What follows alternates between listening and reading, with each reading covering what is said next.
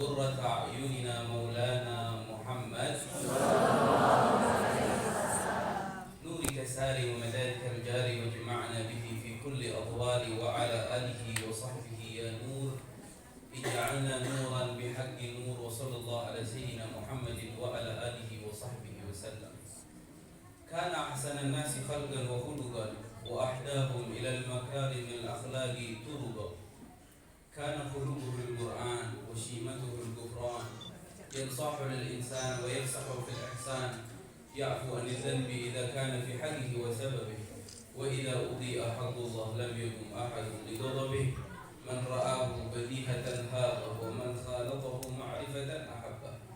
أما بعد, hadirin hadirat yang dirahmati oleh Allah Subhanahu wa taala, kita bersyukur kepada Allah Subhanahu wa taala di siang hari ini Allah Subhanahu wa taala kumpulkan kita bersama dengan hati yang sama, dengan tujuan yang sama, dengan rasa yang sama.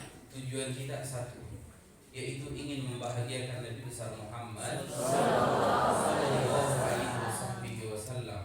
Sebanyak apapun ibadah yang kita lakukan, amalan, sedekah, apapun daripada amalan tersebut, semuanya dari kita tidak akan ada satu pun dari kita yang mampu membalas daripada jasa Rasulullah sallallahu alaihi wasallam. Para ulama mengatakan, fa innaka la tajzi nabiyyaka ya fata walau kunta sa'ida al ayyi sa'i. Demi Allah, kamu enggak bakalan mampu untuk membalas jasa Rasulullah untuk kita. Walaupun kamu berjalan dengan kelopak matamu, dengan dua kelopak matamu berjalan menuju kota Madinah untuk menziarahi Rasulullah, semua tersebut tidak akan pernah tergantikan jasa yang besar daripada baginda Rasulullah sallallahu alaihi wasallam. Yang mana Rasulullah adalah hadiah terbesar dari Allah untuk kita, yang Allah Ta'ala firmankan sendiri di dalam Al-Quran, laqad mannallahu 'alal mu'minina idh ba'atha fihim rasulan. Sesungguhnya aku telah memberikan anugerah kepadamu, wahai manusia. Apa anugerah dari Allah untuk kita? Adalah Rasulullah. Tatkala Allah mengutus Nabi Muhammad adalah hadiah terbesar untuk kita. Nabi Muhammad adalah hadiah terbesar untuk kita.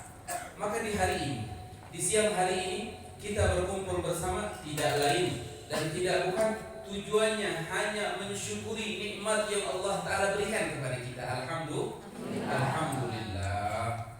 Nabi Muhammad mengatakan di dalam hadis yang sahih, beliau mengatakan bagaimana? Rasulullah bilang, ana habdukum minar rasul. Aku Rasulullah, kata Nabi Muhammad, adalah bagian kalian sebagai Rasul. Ya, Rasul lain memiliki umat dan kalian adalah bagian aku, kata Rasulullah. Wa antum haddi minal umam. Kalian adalah bagian umatku. Siapa yang enggak bangga dengan umat Rasulullah? Siapa yang tidak merasa termuliakan menjadi umat baginda Rasulullah? Tatkala Musa, tahu Musa? Bukan Musa kampung sebelah, Nabi Allah Musa alaihissalam. Nabi Musa alaihissalam menjadi apa? Menjadi seorang nabi, menjadi seorang rasul. Bahkan tidak di situ saja. Bahkan Nabi Musa menjadi satu nabi yang bisa langsung bercakap langsung dengan Allah. Kemuliaan dimiliki oleh Nabi Musa. Namun ketika Nabi Musa diturunkan Taurat terhadapnya oleh Allah Ta'ala, Nabi Musa melihat daripada keutamaan umat baginda Rasulullah, yang mana tertulis di dalam Taurat bahwasanya orang-orang yang akan memasuki surga itu 120 barisan, bukan barisan sop seperti kita, bukan. Satu sopnya, satu barisan tersebut lebih luas daripada langit dan bumi. 120 barisan itu akan menjadi penghuni surga. Dan ketahuilah, dari banyaknya nabi dan rasul dan terbanyak barisan yang akan masuk surga, 80 barisan itu diperuntukkan oleh Allah untuk umat Nabi Muhammad. Sisanya 40 itu untuk umat Nabi Adam sampai daripada terakhir daripada umat Nabi Musa alaihissalam. Nabi Musa terheran, Nabi Musa kaget melihat apa yang Allah Ta'ala berikan kebesaran untuk umat baginda Nabi Muhammad. Lalu Nabi Musa beribadah kepada Allah 40 hari 40 malam, meminta kepada Allah Subhanahu wa Ta'ala, Allahumma ij'al min ummati Ahmad. Ya Allah, kalau Engkau bolehkan aku meminta kepadamu, jadikan aku bagian umat Rasulullah. Nabi minta jadi umat, bayangkan, padahal sudah menjadi nabi. Sudah jadi nabi, minta jadi umat. Sekarang tinggi mana derajat umat apa nabi? Nabi lebih tinggi. Tapi ini nabi rela turun jabatan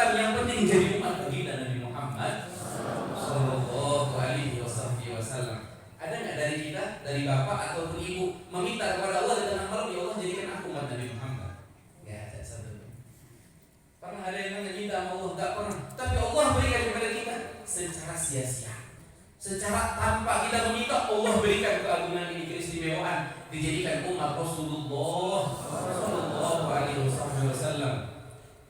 Maka dari situ hadirin dan hadirat yang dirahmati oleh Allah Subhanahu Wa Taala, di hari ini kita pengen kenal Nabi Muhammad Sallallahu Alaihi Wasallam. Kita nggak mau kenal yang lain. Bapak-bapak nggak mau kenal dengan Ferdi Sambo yang nggak sampai sekarang nggak beres kasusnya, betul? Ibu-ibu juga nggak mau sibuk lagi ngurusin Rizky sama Celesti lagi. Kita pengen kenal siapa?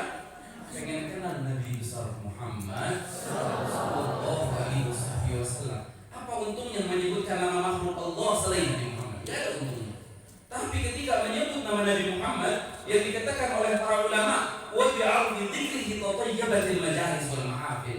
Orang kalau nyebut nama Nabi Muhammad, bukan cinta nama Nabi Muhammad, sebut nama Nabi Muhammad, itu tempat tercium wangi di atas langit ya Allah. Malaikat saling bertanya-tanya, wangi dari mana ini? Tatayyabatil majalis wal mahafil. Tempat yang disebut nama Nabi Muhammad wangi katanya. Walaupun dari mulut yang bau jengkol. Insya Allah sampai ke langit saling bertanya-tanya malaikat. Sampai kata Rasulullah mengatakan di dalam hadis yang sahih, beliau mengatakan inna lillahi malaikatan sayyahin. Allah Ta'ala punya malaikat yang mana malaikat ini kerjanya mundar-mandir di kampung demi kampung, desa ke desa. Mundar-mandir di bumi. Ya, ke Amerika, ke Indonesia, ke Oman, ke Yaman, ke Saudi. Dia mundar-mandir tugasnya. Apa yang dia cari? Yaltamisuna ahlal dzikr. Yang dia cari adalah perkumpulan yang ingat sama Allah, ingat kepada Rasulullah. Apabila mereka malaikat yang bertugas untuk menjadi mundar-mandir tersebut menemukan satu perkumpulan yang baik, dia naik kepada Allah Subhanahu Wa Taala. Lalu malaikat itu mengkabarkan kepada Allah. Allah lebih tahu daripada apa yang akan dikabarkan oleh malaikat tersebut. Malaikat tersebut mengatakan, wahai Allah, saya menjumpai satu kelompok di dalam masjid. Mana mereka? Adalah sedang berzikir. Mereka sedang tawasul. Mereka sedang berselawat. Mereka sedang berkumpul dengan orang-orang yang mana memiliki keistimewaan daripada di sisi Allah Subhanahu Wa Taala. Lalu Allah pun dengan bangganya menanyakan secara langsung, wahai malaikatku, apa yang mereka inginkan daripada perkumpulan tersebut? Apa yang mereka minta daripada perkumpulan tersebut?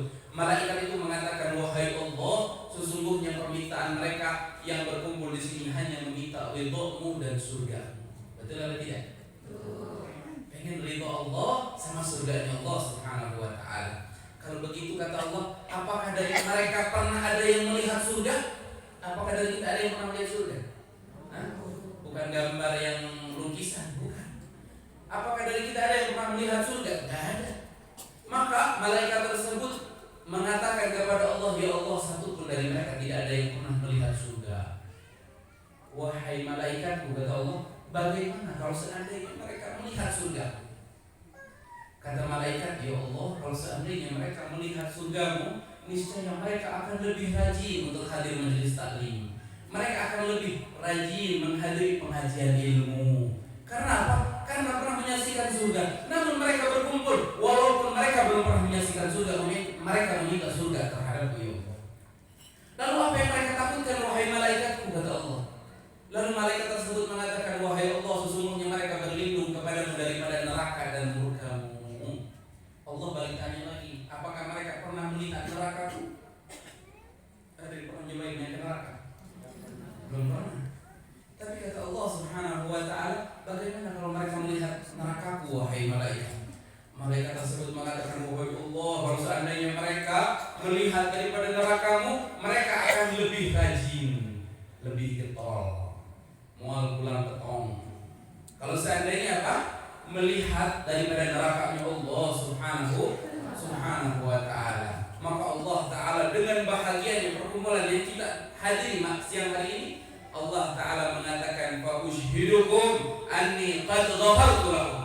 Wahai para malaikatku, kalian jadi saksi bahwasanya perkumpulan yang kalian temukan di muka bumi, semuanya mereka sudah aku ampuni dosanya. Amin ya rabbal alamin. Malaikatnya ya Allah, ya Allah, ada satu orang datang ke majelis itu bukan tujuan pengen sholawatan, bukan pengen muludan, bukan pengen berzikir, tapi karena lagi nyari orang yang punya hutang sama dia. Ya Allah, lagi nyari musuhnya, lagi nyari orang-orang yang berkaitannya hanya duniawi. Maka Allah Subhanahu Wa Taala mengatakan, humul qaum la yashqa bihim jalisuhum. Mereka perkumpulan yang satu pun dari mereka yang hadir entah memiliki niat baik ataupun buruk, semuanya Allah Ta'ala tidak bakalan celakakan dunia dan akhirat.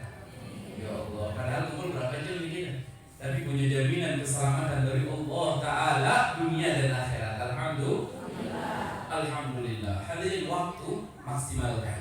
Jangan sampai kita terlelap meninggalkan waktu yang mana kita sendiri tidak memaksimalkan waktu tersebut dalam ketaatan kepada Allah Subhanahu wa Ta'ala. Sampai kata Rasulullah, ada orang tersiksa di dalam surga. Bayangkan, orang masuk surga mungkin gak tersiksa? Gak mungkin, surga tempatnya nikmat. Tapi ini ada orang-orang di dalam surga tersiksa, hadirin. Gara-gara apa? Karena tidak bisa memaksimalkan waktu.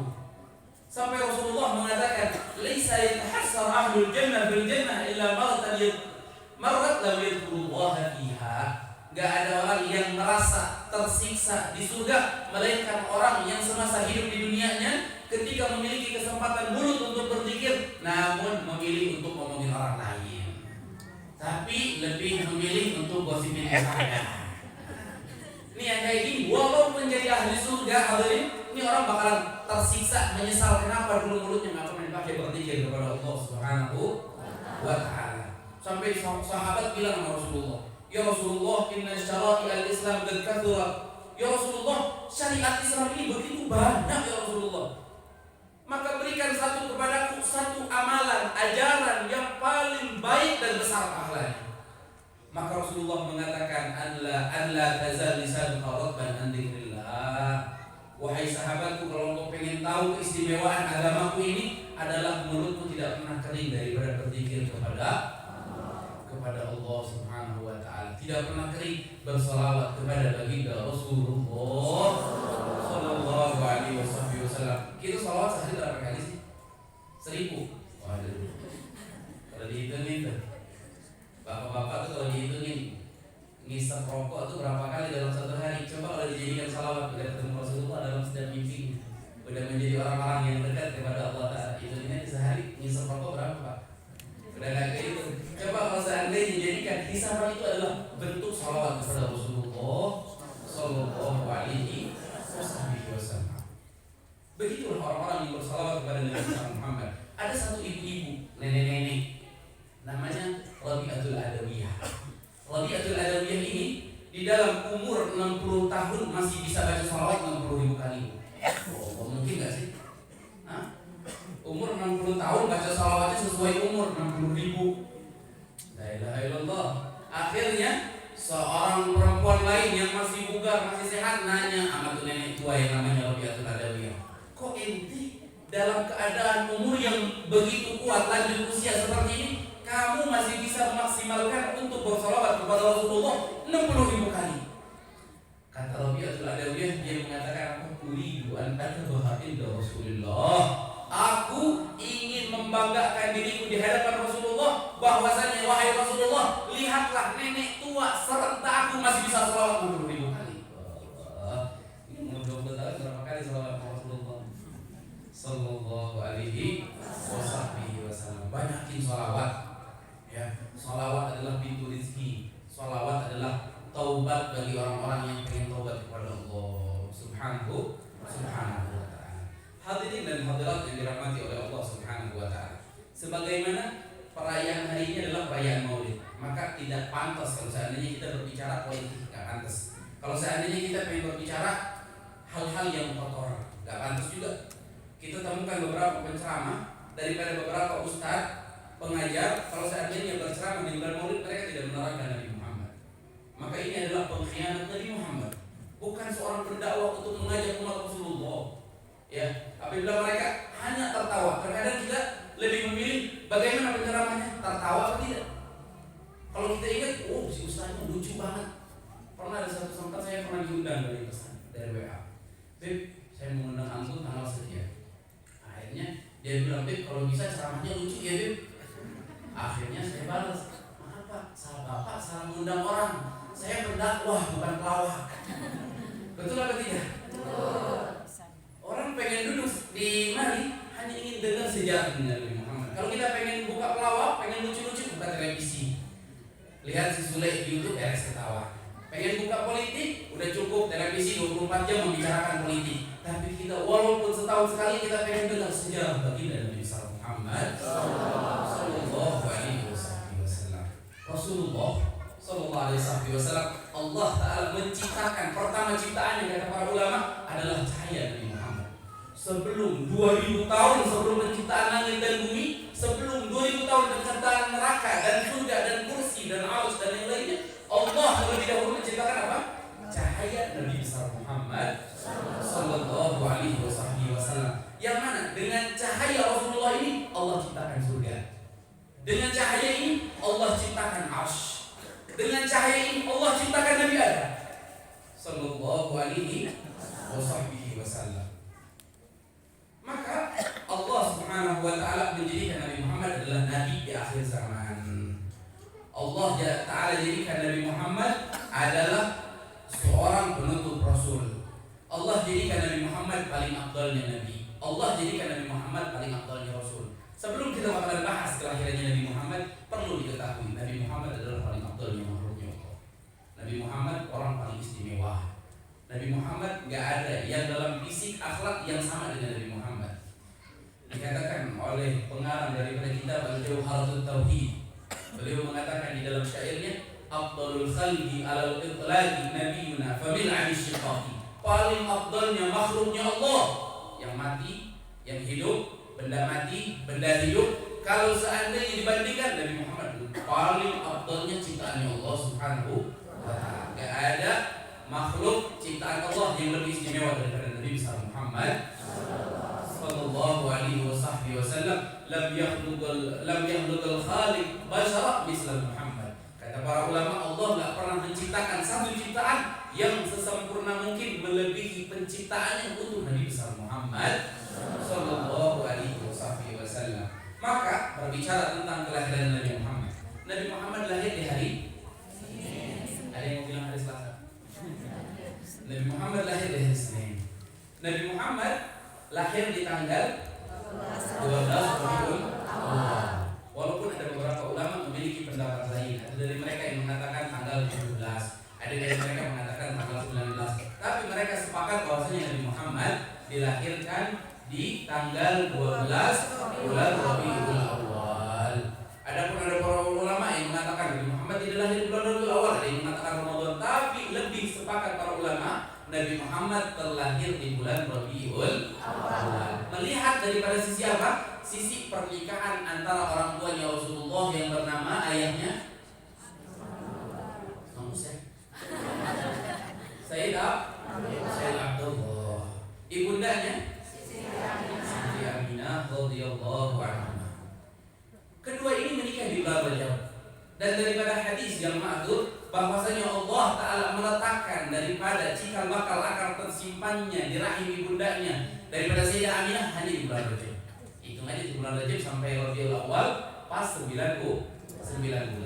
Rasulullah dikandung oleh seorang ibu yang suci, yang mana pernikahannya orang-orang dahulu sebelum ada Rasulullah adalah pernikahan yang dijaga daripada tariqah, daripada cara pernikahannya yang dijaga daripada syariatnya Nabi Ibrahim.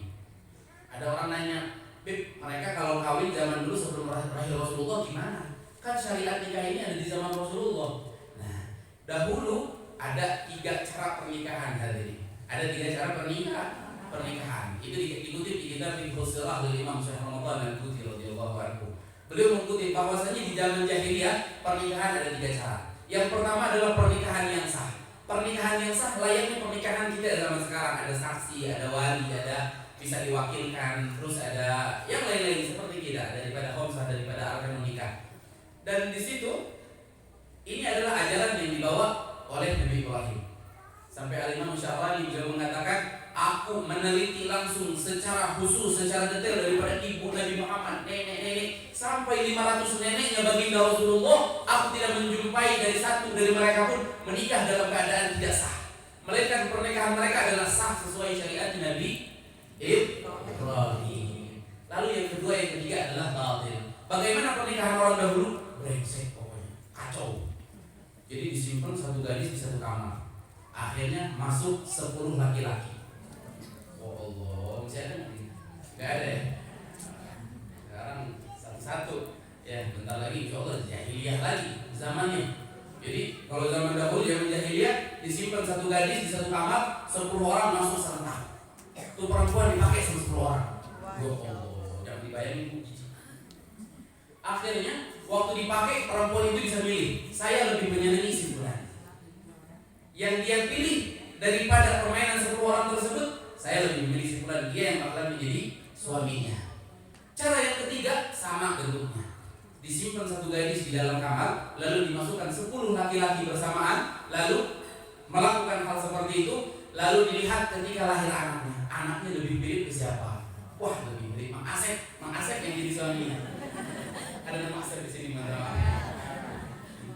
Ya, oh namanya mirip Mang Ujang. Berarti anak ini menjadi bapak dari Mang Ujang. Berarti yang menjadi suami si perempuan tadi kapan? Setelah lahir anaknya melihat mirip daripada siapa. Pernikahan ini tidak sah. Dan keluarganya Nabi Muhammad, ibu, bapak, nenek, kakeknya Rasulullah menikah, satu pun dari mereka tidak ada yang menikah dalam keadaan cara daripada 2 perkara tadi. Daripada 2 keadaan tersebut. Yang dipakai adalah syariat yang Allah Ta'ala turunkan kepada Nabi Ibrahim alaihi salam. Nabi Muhammad tersimpan di dalam rahim ibundanya di bulan Rajab. Di bulan Rajab Nabi Muhammad Allah Ta'ala simpan di dalam rahimnya. Ayahnya Nabi Muhammad orang yang paling ganteng di kota Makkah. Ibundanya Nabi Muhammad orang paling cantik yang Allah Ta'ala ciptakan dari seluruh perempuan. Masya Allah, Masya Allah. Sampai dikatakan oleh Imam Ibn Hajar Al-Haytami, lamma tazawwaja Abdullah fi Aminah. Ketika Sayyidina Abdullah menikah dengan Aminah, orang tuanya Nabi Muhammad, itu di kota Mekah, para gadis, para perawan di saat itu perempuan, itu Abdullah bin Abdul Muthalib adalah pemberatnya mereka. Kalau seandainya Sayyid Abdullah lewat ke satu gang, ya Allah, yang ada di kamar loncat ke atas lihat, pengen lihat wajahnya daripada gantengnya Sayyid Abdullah. Kalau ada di gang, di mana, pokoknya lihat, pengen sibuk cari siapa, wajah daripada gantengnya Sayyid Abdullah. Sampai dikatakan oleh Imam Ibn Hajar, ketika Sayyid Abdullah menikah dengan Sayyidah Aminah, ketahui apa? Bahwasanya 200 gadis di kota Mekah pingsan mendadak. Oh Allah, ayo jam sekali itu di dalam kawin. Tahu? Masya Allah. Yang ada orang kampung senang kalau orang sini pemudanya kawin ya. Kalau ini Sayyid Abdullah ketika menikah dengan Sayyidah Aminah, banyak perempuan yang terkagetkan karena berharap akan dinikahi oleh Sayyid Abdullah. Ternyata Abdullah lebih memilih Aminah. 200 perempuan pingsan mendadak. Gantengnya gimana tuh? Film drakor kalah, opa-opa Korea kalah dengan wajah di Sayyid Abdullah bin Abdul Muthalib. Pas nikah tersimpanlah cahaya yang dimiliki oleh Sayyid Abdullah yang tersimpan di tulang rusuknya daripada cahaya Rasulullah nur Nabi Muhammad tersimpan di rahim suci daripada ibundanya. Maka ketika Sayyid Abdullah melalui daripada perempuan-perempuan yang biasanya teriak mengaguminya, mereka melihat Sayyid Abdullah layaknya manusia biasa. Akhirnya Sayyid Abdullah bertanya, wahai perempuan Mekah, apa yang membuat kalian layaknya biasa melihat aku? Beda ketika aku menikah sebelum menikah dengan Sayyidah Aminah. Akhirnya mereka mengatakan, wahai Abdullah, dahulu aku melihat kamu sebelum kamu menikah dan sebelum Aminah mengandung daripada anaknya, aku melihat wajahmu begitu tampan dan bercahaya. Seakan-akan kami melihatmu adalah layaknya malaikat yang turun dari langit. Ma hadza basharun in hadza illa malakun karim. Yang kami lihat hanyalah sosok malaikat yang berjalan dan bercahaya. Bagaimana kami tidak mengagumimu wahai Abdullah? Namun ketika engkau menikah dengan Aminah radhiyallahu anha dan Sayyidah Aminah mengandung daripada anakmu, sesungguhnya kami melihat cahaya daripada bersih wajahmu seakan-akan hilang. Kenapa? Cahaya yang tersimpan tersebut Allah Ta'ala sudah simpan di mana? Di rahim ibundanya Sayyidah Aminah radhiyallahu anha. Begitu Rasulullah sallallahu alaihi wasallam. Maka ketika di umur 2 bulan, ada yang mengatakan 4 bulan, ada yang mengatakan 6 bulan. Namun yang terinti ketika Rasulullah di dalam kandungan ibundanya, Sayyid Abdullah meninggal. Di kota apa? Di kota Madinah. Sayyid Abdullah meninggal ketika mencari nafkah. Hendak pergi ke Syam untuk berjualan, lalu Sayyid Abdullah meninggal. Lalu hiduplah ibundanya bersama mertuanya yang bernama Abdul Muthalib. Hadirin, ibundanya Nabi Muhammad ketika mengandung Rasulullah berbeda dengan perempuan yang lain yang layaknya ketika mengandung. Kalau mengandung sakit apa enggak? Sakit. Bapak-bapak yang jawab sakit. Atau bapak-bapak yang nyakitin ini. Ya. Mengandung itu sakit, nggak bisa tengkurap, nggak piring sini salah, kemana-mana bawa perut besar 9 bulan. Tapi berbeda dengan ibundanya baginda Rasulullah yang tidak merasakan sedikit pun dari sakit. Sedikit pun dari sakit tidak merasakan. Layaknya seakan-akan tidak hamil. Tidak merasakan ngidam, enggak. Kalau ibu-ibu ngidam gimana? Ya, pengen mangga yang ngumpet, pengen mangga di Purwakarta, pengen mangga itu enggak di Palembang juga kita mangganya. Ya, tapi berbeda dengan ibundanya Rasulullah yang tidak merasakan sakit, ngidam dan yang lain-lainnya. Seakan-akan tidak hamil. Lalu ketika malam pertama daripada pengisian rahimnya, lalu datanglah daripada makhluk-makhluk Allah yang istimewa, daripada para nabi, para rasul, para malaikat, para bidadari, perempuan-perempuan suci, daripada istrinya Fir'aun, daripada istrinya Nabi Musa, daripada ibundanya Nabi Allah Isa. Mereka datang setiap malam kepada ibundanya Rasulullah dengan memberikan kabar gembira, dengan mengatakan idza wulida syamsul huda fasamihi Muhammad sallallahu alaihi Muhammad. Wahai Aminah, kamu sedang mengandung seorang anak laki-laki, pembawa juru selamat untuk dunia dan akhirat. Apabila anak laki-lakimu ini telah lahir, namakan olehmu dengan nama Muhammad. Ya Allah, setiap malam hari ini mimpinya mimpi indah, mimpinya mimpi orang saleh, mimpinya orang-orang istimewa di sisi Allah Subhanahu wa ta'ala. Ibu kalau lagi hamil mimpi apa? Ada nggak malaikat Jibril, Israel? Datang ke mimpi, ya, memberikan kabar gembira, mendoakan akan kelancaran kelahiran menjadi orang saleh, ada tidak? Ya, waktu hamilnya bukan Quran yang dekat, bukan hadis, bukan qasidah yang dekat, televisi yang dilihat, TikTok yang dilihat. Anaknya menjadi apa? Gak ada bekas berbeda dengan ibundanya Rasulullah, seorang perempuan yang suci, seorang perempuan yang beribadah kepada Allah Ta'ala dengan tiap malamnya hanya beribadah kepada Allah. Sehingga di dalam mimpinya yang hadir hanyalah keistimewaan dari Allah Subhanahu wa ta'ala. Beda sama kita. Ya, ada yang mimpi Prabu Siliwangi lah, ada yang mimpi Roro Kidul. Betul apa tidak? Ada yang mimpi itu nggak didorong juga. Mimpinya aneh, berbeda dengan ibundanya baginda Rasulullah Sallallahu Alaihi Wasallam. Maka ibundanya pun melahirkan Nabi Muhammad di hari Senin. Siapa bidan di saat itu? Ada yang tahu bidan Rasulullah ketika membantu kelahirannya Nabi Muhammad daripada rahim ibundanya siapa? Namanya Syafa, bukan bidan tuti. Syafa, ya. Namanya apa? Syafa. Syafa ini adalah ibunda daripada sahabat yang bernama Abdurrahman bin Auf. Abdurrahman bin Auf adalah salah satu sahabat terkaya daripada sahabat Rasulullah. Bernama siapa? Abdurrahman bin Auf. Abdurrahman bin Auf punya ibu siapa namanya? Syafa. Syafa adalah bidan yang membantu kelahiran Sayyidah Aminah ketika melahirkan daripada baginda Rasulullah Sallallahu Alaihi Wasallam. Dan Rasulullah dilahirkan tidak layaknya kita yang lahir ke muka bumi ini. Kalau kita keluar dari tempat keluarnya kotoran, betul apa tidak? Ada yang selain dari tempat kotoran? Dari mulut misalnya? Tidak ada. Tapi baginda Nabi Muhammad terlahir dari mana? Dari atas kemaluan perempuan dan di atas kemaluan perempuan dan di bawah daripada pusara. Udel, apa udel? Udel. Di bawah udel, di atas kemaluan perempuan. Itu Nabi Muhammad tempat lahirnya. Allah Ta'ala gak mau kotori Nabi Muhammad. Sampai kata Syafa radhiyallahu anhu. Bahkan Rasulullah sendiri yang meriwayatkan hadisnya. Rasulullah mengatakan, Inna ummi ra'at busura ruhina waladatni. Sesungguhnya ibuku melihat berbarangan ketika terbuka daripada rahim, daripada perut, daripada ibundanya, berbarangan keluar Nabi Muhammad, keluar bersama Nabi Muhammad cahaya yang mana cahaya ini menembus dari kota Mekah sampai ke Romawi kita. Lihat, bayangkan. Sampai aku melihat kata ibundanya Rasulullah sampai Persia, Iran jauh banget.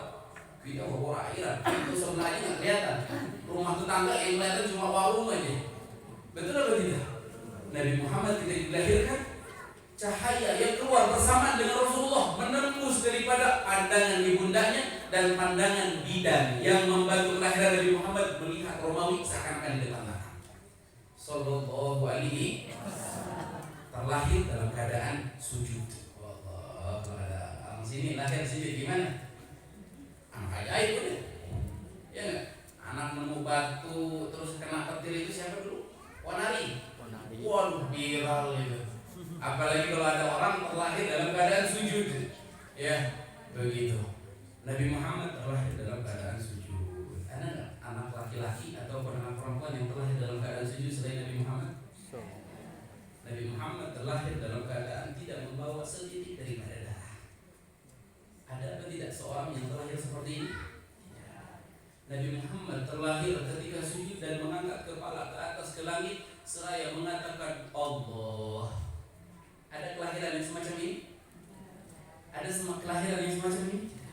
Hanya Nabi Muhammad Sallallahu alaihi wasallam. Kenapa Allah jadikan kelahiran Nabi Muhammad berbeda daripada manusia yang lainnya? Karena Allah Ta'ala ingin mengajarkan kepada kita untuk membedakan Nabi Muhammad daripada makhluk yang lain. Allah menginginkan kita membedakan Nabi Muhammad daripada makhluk yang lainnya. Sallallahu alaihi wasallam. Nabi Muhammad ketika lahir istimewa, ya, bersih, tidak membawa setitik daripada darah, dalam keadaan harta yang sudah tersifati, dalam keadaan kemaluan yang sudah terkhitani. Sallallahu alaihi wasallam. Kalau seandainya seseorang mengatakan apa keistimewaannya maulid Nabi Muhammad, Allah saja membedakan cara kelahirannya Nabi Muhammad. Masa kita tidak membedakan dengan kelahirannya baginda Rasulullah Sallallahu alaihi wasallam seraya mengatakan Muhammad manusia biasa? Waliyadzubillah. Dahulu yang berbicara untuk apa merayakan maulid Nabi, Nabi Muhammad manusia biasa, Nabi Muhammad hanya orang yang suka ke pasar, Nabi Muhammad hanya orang yang suka menikah, Nabi Muhammad yang suka makan, Nabi Muhammad minum layak seperti kita manusia biasa. Ini orang kafir zaman dulu yang ngomong, tapi sekarang terucap daripada mulut-mulut yang mengatakan mereka adalah orang muslim. Suka dengar apa enggak? Kenaon merayakan mundan. Betul atau tidak? Nabi Muhammad manusia, kita juga manusia. Nabi Muhammad ke pasar, kita juga ke pasar. Nabi Muhammad makan, kita juga makan. Padahal Allah Ta'ala gambarkan di dalam Al-Quran bagaimana Allah mencaci balik orang-orang yang mengatakan Nabi Muhammad seperti itu. Padahal mereka mengatakan kami berpegang teguh dengan Al-Quran, kami berpegang teguh dengan hadis. Namun mereka tidak membaca daripada firman-Nya Allah Ta'ala yang mana Allah mencaci para orang-orang kafir Quraisy ketika mereka mengatakan Muhammad manusia biasa. Apa Allah bilang di dalam Al-Quran? Wa qalu ma li hadzal rasul ya'kulu ta'ama yamshi bil aswaq. Allah bilang, maksud kamu apa mereka mengatakan bahwasanya Muhammad adalah orang yang suka ke pasar, Muhammad adalah orang yang suka makan layaknya kita manusia biasa. Muhammadun basyarun la kal basyar bal huwa yaqutatun wan nasu kal hajar. Ada batu permata, ada batu seprit, beda apa enggak? Beda. Ini kita layaknya batu seprit, tapi Nabi Muhammad adalah batu permata di mata Allah Subhanahu wa ta'ala.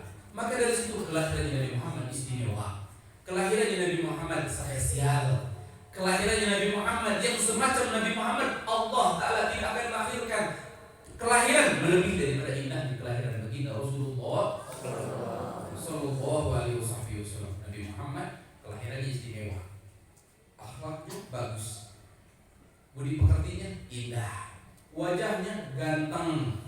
Bahkan dikatakan setengah daripada kegantengan yang Allah Ta'ala ciptakan untuk Nabi Muhammad, seperempatnya lagi untuk Nabi Yusuf, seperempatnya lagi dari Nabi Adam sampai akhir. Kita ini kebagian seperempatnya. Udah tahu umat di akhir zaman sombong lagi punya muka ganteng. Ganteng dari mananya? Nabi Muhammad memiliki setengah. Nabi Muhammad memiliki setengah kegantengan. Sampai Nabi Muhammad mengatakan di dalam hadisnya, ma ba'athallahu nabiyyan illa hasanul wajhi wa hasanul sawt. Allah tidak akan pernah mengutus satu nabi melainkan nabi tersebut memiliki paras wajah yang ganteng. Allah nggak mungkin memilih nabi hidungnya pesek, nggak mungkin. Pasti hidungnya maco, matanya sipit kayak Cina, ya. Pasti matanya indah, ya begitu. Dan Nabi Muhammad mengatakan, wa kana nabiyyukum ahsanuhum wajhan, kata Rasulullah. Bangga nih punya Nabi Muhammad yang paling ganteng nabi, kata Muhammad. Ya ketahuilah aku Nabi kalian adalah orang yang paling wajahnya paling ganteng, kata Nabi Muhammad sallallahu alaihi wasallam. Nabi Muhammad memiliki paras wajah yang indah. Ada satu orang tak dibayar oleh orang-orang Mekah, diambil daripada kota Madinah, namanya Hasan bin Sabit. Hasan bin Sabit ini penyair handal di Arab dahulu, di zaman Rasulullah. Penyair handal, kuat. Kalau nyaci orang pakai syairan, orang bisa nangis darah udah. Saking tajam pedesnya kalau seandainya dia menghina dengan syairannya. Akhirnya disewalah dia, dipanggil oleh orang-orang kafir Makkah untuk menghina Rasulullah. Diberikan berapa keping emas, aku perintahkan kepadamu caci yang namanya Muhammad bin Abdullah. Ini orang nggak pernah lihat siapa Rasulullah, nggak pernah melihat siapa Muhammad bin Abdullah. Akhirnya dia datang membawa sekeping emas yang begitu banyak daripada hadiah orang-orang Mekah untuk mencaci Rasulullah. Akhirnya dia datang, mana yang namanya Muhammad bin Abdullah? Nabi Muhammad sedang berdiri di depan Ka'bah, lagi dicaci oleh orang-orang kafir Quraisy, lagi diludahin sama anak kecil, lagi diteriakin gila oleh perempuan-perempuan di kota Mekah. Akhirnya dia datang dengan berteng-teng gaya akan menghina Nabi Muhammad. Ya, akhirnya waktu dia datang ke hadapan Rasulullah, mulut tidak bisa berbohong. Yang tadinya orang Mekah di belakang daripada orang-orang kafir menunggu cacian apa yang akan dilontarkan oleh Hasan bin Sabit kepada Nabi Muhammad. Waktu dia lihat wajah Nabi Muhammad, lihat wajah Nabi Muhammad, si penyair ini seketika itu mulutnya tidak bisa berbohong. Seraya mengatakan apa? Khuliqta mubarra'an min kulli aibin. Muhammad, kamu ini, indahnya kamu ini seakan-akan terciptanya kamu tidak memiliki kekurangan. Ya Allah, tadinya pengen nyaci. Khuliqta mubarra'an min kulli aibin ka'annaka qad khuliqta kama tasya'u. Keindahan semacam kamu ini wahai Muhammad, seakan-akan keindahan itu kamu yang milih. Kalau seandainya kita disuruh milih sama Allah, mata mau milih yang kayak gini apa yang enggak? Pasti milih yang lebih, wah pengen kemesiran dikit, makanya pakai lensa semuanya. Ya, kalau seandainya kita perlu memilih hidung, wah nggak mau hidung Pangalengan, pasti pengen hidung Abu Dhabi pasti. Betul atau tidak? Ya, kalau seandainya kita pengen milih rambutnya, pengen rambutnya orang Britania, Iran. Begitu. Nabi Muhammad dibilang oleh Hasan bin Sabit, keindahan dari ujung rambutmu sampai ujung kakimu seakan-akan keindahan tersebut kamu yang milih. Ya Allah, aku pengen hidup seperti ini. Ya Allah, saya pengen mata seperti ini. Keindahanmu seperti itu. Wa ahsanu min kalam taradatu ayni.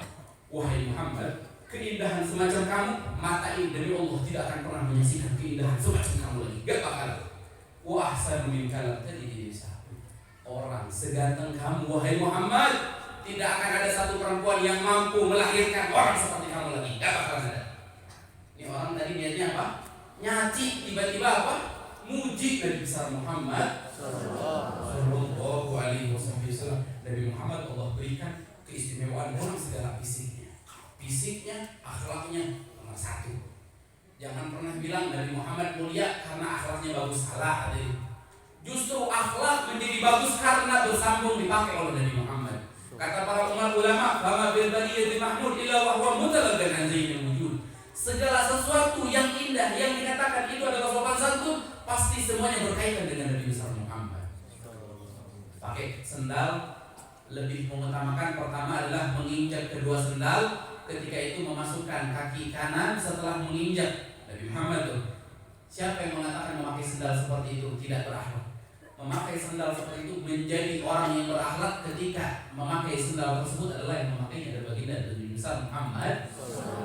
Siapa yang bisa mengajarkan masuk ke dalam masjid memakai kaki kanan kalau seandainya bukan Nabi Muhammad? Siapa yang melakukan?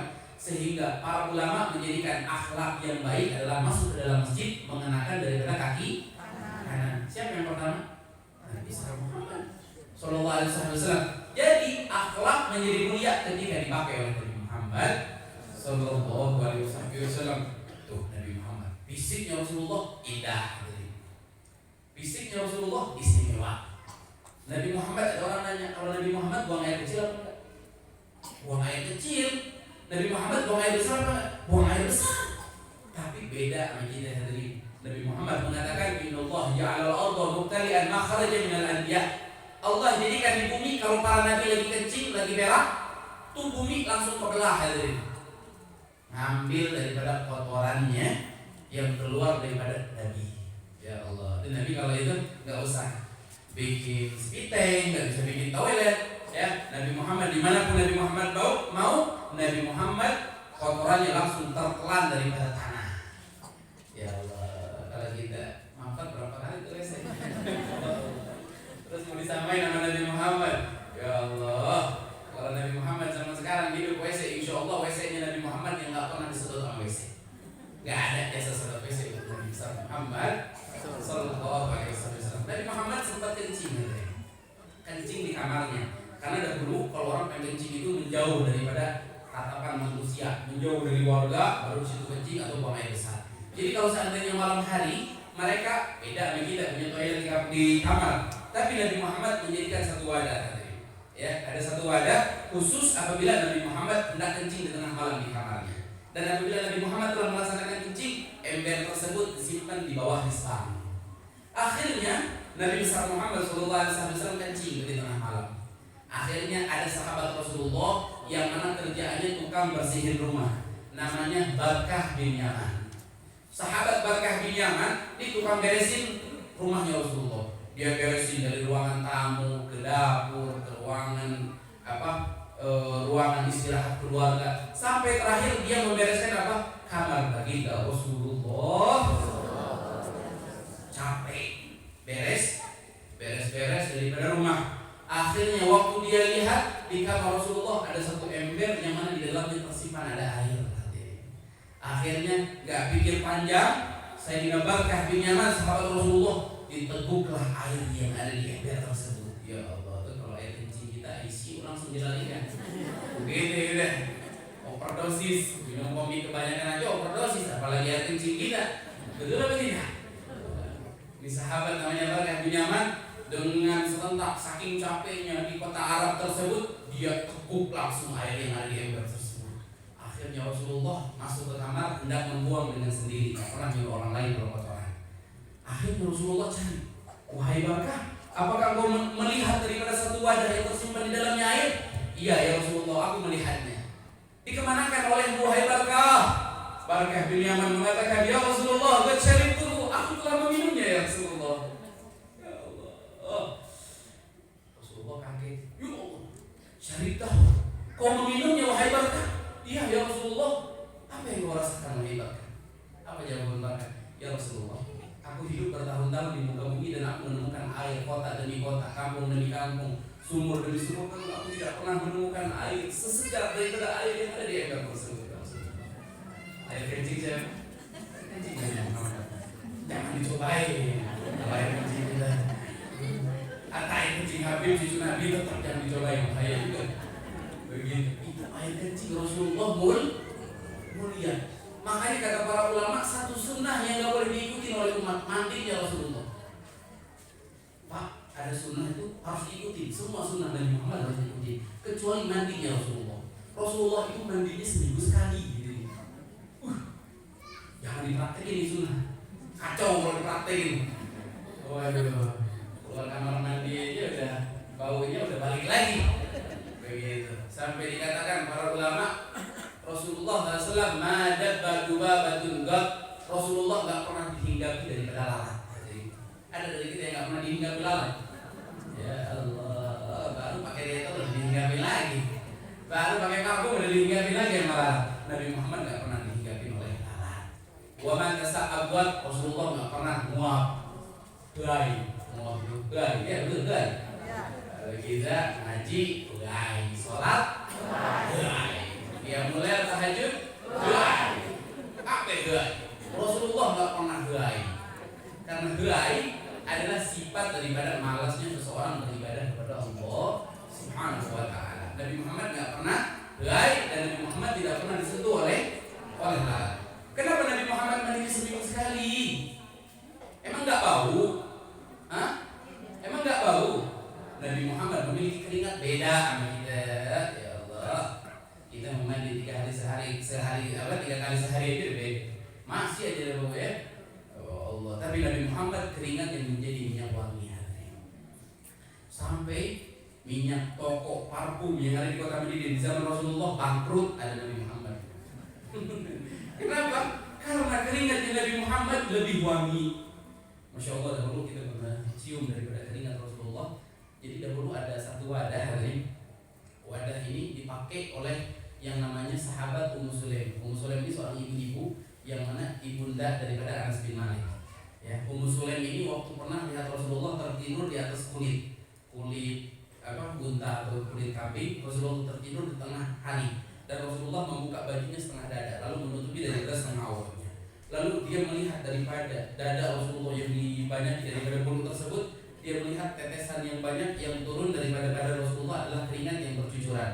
Akhirnya dia bawakan elak, katanya dibawakan elak oleh Ummu Sulaim lalu disimpan ke wadahnya, dan wadah tersebut sampai sekarang masih ada di Mesir, ya, dimuseumkan. Dan itu wadah dikotakin lagi pakai apa? Pakai kaca. Kalau seandainya kita menghirup sedikit, ya Allah wanginya, demi Allah satu pun gak bakalan ada minyak wangi yang menandingi daripada keringat Rasulullah. Sampai sekarang 1400 tahun lebih Rasulullah keringatnya masih tercium sampai sekarang. Itu keringatnya Nabi Muhammad, ya, begitu. Sampai di kota Madinah ada satu rumah namanya rumahnya Baitul Mutathayyibin, rumah yang sangat wangi. Tahu ceritanya bagaimana? Jadi ada satu keluarga pengen nikahin gadis, pengen nikahin anaknya. Dia udah belanja, ayam udah beli, kambing udah beli, cuma duitnya habis, nggak cukup buat beli minyak wangi buat gadis yang bakalan menjadi pengantin. Habis duitnya total. Ke BRI udah, ke BCA udah, ya, bank keliling juga udah. Pokoknya duitnya habis, udah minjem tetangga, udah bakalan ada yang minjemin lagi. Akhirnya gimana nih, malam pertama masa bau pengantin perempuannya. Akhirnya orang tua tersebut datang kepada Rasulullah. Ya Rasulullah, kami malam ini akan menikahkan anak putri kami ya Rasulullah. Namun daripada belanjaan yang sudah kami beli, hanya satu yang belum kami beli ya Rasulullah. Apa kata Rasulullah? Saya belum membelikan untuknya minyak wangi ya Rasulullah. Apa Rasulullah lakukan? Nabi Muhammad ketika saat terik matahari di masjid lalu berkeringat daripada tangannya, jadi Rasulullah ambil dengan tangannya, ambilkan satu wadah. Rasulullah teteskan keringat, berapa tetes dipakaikan untuk pengantin tersebut sehingga Rasulullah wafat rumah tersebut masih wangi. Ya Allah, akan melihat keringatnya Rasulullah kalau kita mau beli. Sallallahu alaihi wasallam. Bahkan Imam Bukhari di dalam kitab Sahih Bukhari yang mengatakan Rasulullah kalau lewat di satu gang, tadi ini lewat siapa? Hari Minggu depan masih kecium Rasulullah, bahwasanya kita tahu Nabi Muhammad udah lewat minggu kemarin di sini. Bau bekas lewatnya Rasulullah Sallallahu alaihi wasallam. Kata para sahabat, kalau Rasulullah memegang kepala satu anak kecil 40 hari wanginya nggak hilang. Mau mandi pakai sabun mau apa, 40 hari minyak wangi daripada keringat yang menempel daripada keringat Rasulullah kepada rambut seorang anak tersebut 40 hari nggak bakalan habis. Ya Allah, ini Nabi Muhammad. Sempurna nggak sih Nabi Muhammad? Ya Allah, makanya disayangkan kalau kita hati nggak jatuh cinta sama Rasulullah. Kalau di hati buat makhluk yang lain selain Nabi Muhammad, hanya untuk pemain sinetron, hanya untuk pemain bola, hanya untuk tontonan film-film saja, orang-orang yang partai, hanya untuk pilpres. Kita punya hati buat siapa? Buat Nabi besar Muhammad Sallallahu alaihi wasallam yang Allah Ta'ala mengajarkan sendiri di dalam Al-Quran. Bagaimana Allah mengatakan An-Nabiyyu awla bil mu'minina min anfusihim. Nabi Muhammad lebih layak kalian cintai melebihi segalanya, lebih daripada anak kalian, lebih daripada suami, istri kalian, orang tua. Nabi Muhammad lebih harus diutamakan Sallallahu alaihi wasallam. Yang jadi pertanyaan kalian terakhir, sejauh saya menceritakan Rasulullah, yang akan menjadi pertanyaan, sejauh mana cinta kita kepada Nabi besar Muhammad, sejauh mana rindu ini untuk Rasulullah. Adakah cinta di dalam hati ini buat Nabi besar Muhammad? Adakah merasakan daripada rindu ketika menyebut nama Nabi Muhammad Sallallahu alaihi wasallam? Orang menyebut nama Nabi Muhammad, neraka malu membakarnya. Bagaimana dengan hati yang tersimpan nama Nabi besar Muhammad Sallallahu alaihi wasallam? Seandainya belum cinta, mau kapan cinta Rasulullah? Umur gak selamanya hadirin panjang, dan kita gak akan selamanya kekal. Mau sampai kapan kita gak kenal dengan Nabi besar Muhammad? Mau sampai kapan anak kita melihat daripada mereka kebodohan tentang Nabi besar Muhammad? Mereka lebih pintar di bidang keduniaannya. Mereka lebih pintar dengan bidang permainannya. Mereka lebih pintar dengan permainan YouTube, TikTok, Instagram. Namun kalau seandainya ditanya bagaimana Nabi Muhammad, mereka tidak mengenalnya. Lalu pertanggungjawaban kita kelak di hadapan Allah Subhanahu wa taala, kalau seandainya Nabi Muhammad menanyakan kelak di akhirat, apakah kamu kenalkan aku kepada anak kalian? Apa yang harus kita jawab? Bungkam, diam. Waliyadzubillah. Sejauh mana anak kita cinta kepada Nabi besar Muhammad? Rasulullah mengatakan, alimu auladakum hubbul Quran wa hubbu ahli baiti. Rasulullah mengatakan, ajarkan anak kalian 3 perkara. Yang pertama, cinta kepada Allah, cinta kepada Al-Quran.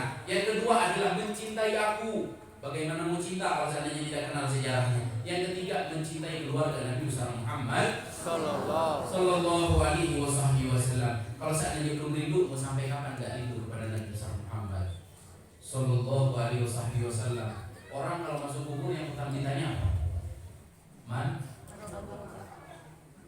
Orang kalau pertama kali masuk kubur, kata Imam Al-Bukhari di dalam riwayat yang sahih, adalah dihadapkan wajah gambar Nabi besar Muhammad kepada mayit tersebut. Ma ta'rifu hadzal rajul? Apakah kamu kenal orang ini? Wajah siapa? Nabi besar Muhammad. Walaupun ibu dari hari ini latihan Muhammad bin Abdullah. Demi Allah, kalau seandainya kecintaan, kerinduan kita lemah kepada Rasulullah, mulut bungkam tak bisa jawab di hadapan malaikat. Yang pertama kali dikenalkan di dalam kubur hanya wajah Nabi besar Muhammad. Wajah yang suci, wajah yang indah, wajah yang mana keindahannya mengalahkan dari segalanya. Hanya satu wajah daripada makhluk Allah yang Allah Ta'ala kutip wajahnya di dalam Al-Quran. Kita pengen mulia Nabi Muhammad bukan karena perintah Nabi besar Muhammad, bukan. Kita pengen memuliakan Nabi Muhammad bukan karena DKI masjid ini ngerayain maulid, bukan. Tapi yang menginginkan kemuliaan, mengagungkan Nabi Muhammad hanya Allah. Wa ma arsalnaka illa rahmatan lil alamin. Muhammad, aku enggak memutuskan memulaikan satu rahmat. Siapa yang muji? Allah. Allah juga berfirman di dalam Al-Qur'an, wa innaka la'ala khuluqin azim. Sesungguhnya kamu memiliki budi pekerti yang besar. Siapa yang muji Nabi Muhammad? Allah. Fawalli wajhaka syatral masjidil haram. Siapa yang memuji Nabi Muhammad? Allah. Alam nasrah laka sadrak. Dadanya Nabi Muhammad dikutip oleh Allah di dalam Al-Quran. Satu wajah, satu dada para Nabi Allah nggak kutip, tapi wajah dan dada, mata Nabi Muhammad, tangan Nabi Muhammad Allah kutip di dalam Al-Quran. Perhiasan di dalam surga semuanya terukir dengan nama Muhammad. Neraka malu membakar seseorang yang bernama Muhammad. Neraka malu membakar di dalam hatinya tersimpan Nabi besar Muhammad. Munkar malu mengadab seseorang di kubur yang tersimpan kecintaan kepada Nabi besar Muhammad. Yang jadi pertanyaan terakhir buat bekal buat kita, lalu siapa sih Nabi besar Muhammad? Sebesar apa Nabi Muhammad di sisi Allah sehingga seseorang tidak sah menjadi seorang muslim kecuali mempercayai Nabi Muhammad. Seorang tidak sah salat kecuali menyebut nama Nabi Muhammad. Seorang adzan tidak sah kecuali menyebut nama Nabi Muhammad. Seorang salat tidak akan sah salatnya kecuali apa? Menyebut nama Nabi besar Muhammad. Dhamma ila ismul ismi. Allah Ta'ala jadikan nama Nabi besar Muhammad bergandengan, gak bisa yang lain. Mudah-mudahan dengan keberkahan Nabi Muhammad kita pulang bawa Nabi Muhammad, pulang menghidupkan sunnah Nabi besar Muhammad. Allah jadikan hidupkan keluarga kita adalah keluarganya Nabi Muhammad, keluarga yang mengenal Al-Quran, keluarga yang mengenal daripada zikir, lebih mengenal kepada ratib, mengenal daripada sunnah Nabi besar Muhammad. Dan Allah Ta'ala angkat kebodohan dari kita dan daripada anak-anak kita, daripada kebodohan mengenal daripada sejarah Nabi besar Muhammad Sallallahu alaihi wasallam. Dan mudah-mudahan Allah Ta'ala tidak cabut arwah kita ketika syakaratul maut. Mudah-mudahan Allah hadirkan Nabi Muhammad bersama kita. Tidaklah Allah Ta'ala memasukkan kita ke dalam barzah, ke liang lahat, melainkan kita meminta kepada Allah, Allah Ta'ala hadirkan Nabi Muhammad bersama kita. Melainkan Allah Ta'ala ketika memperjalankan kita di atas sirat yang lebih tajam daripada pedang, Allah Ta'ala hadirkan Nabi Muhammad bersama kita. Ketika kita juga meminum daripada haud, daripada telaga Nabi Muhammad, mudah-mudahan yang menuangkan air tersebut, telaga tersebut adalah daripada tangan mulia Nabi besar Muhammad. Mudah-mudahan Allah Ta'ala tutup kita dalam membawa syariat Nabi besar Muhammad. Mudah-mudahan kita semuanya, keturunan kita, keluarga kita, seluruh muslimin adalah orang-orang yang bisa membahagiakan Nabi besar Muhammad dunia dan akhirat.